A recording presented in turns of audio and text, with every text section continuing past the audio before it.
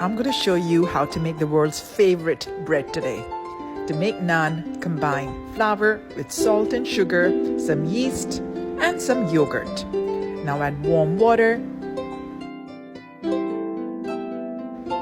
and bring it together into a soft, smooth dough. Cover and set it aside to double in size, or refrigerate it just like pizza to intensify the flavor. Next, punch the air out, cut it into smaller portions, and shape again into a smooth ball. Rest for 10 minutes.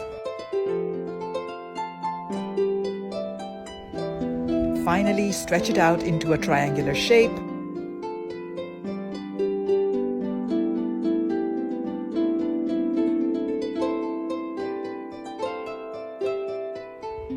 A light spray of water and some garlic and coriander. Slap it on a hot baking tray or pizza stone. Roast for 2 minutes, then char it lightly on an open flame. Final touch, butter.